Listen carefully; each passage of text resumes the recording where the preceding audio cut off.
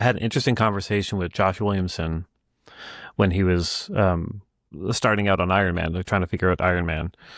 And I guess at one point he just kind of was like, he was asking around, he's like, what's the Marvel book that I should be reading that like lets me know what's happening in Marvel books? Fair question.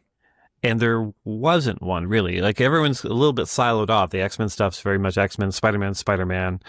You know, Jed doing Avengers stuff, that felt very siloed off as well.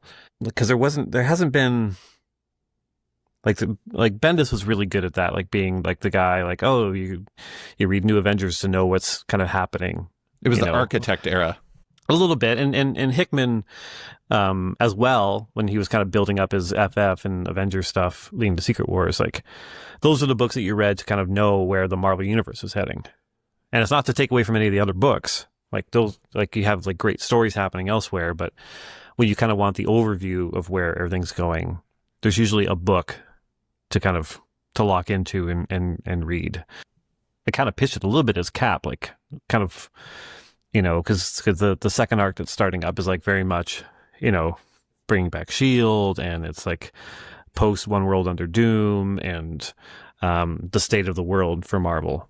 And that arc leads into Armageddon, Weapons of Armageddon. And these are the titles that, like, if you want to know what's happening and what we're building towards, these are the books that you read.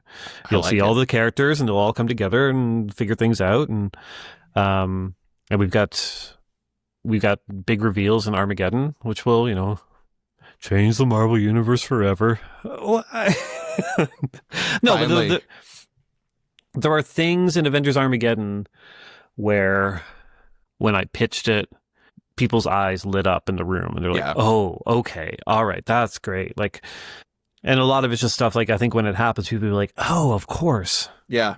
Right. But also no one's going to see it coming. So it's, you know, it's kind of what is my favorite kind of like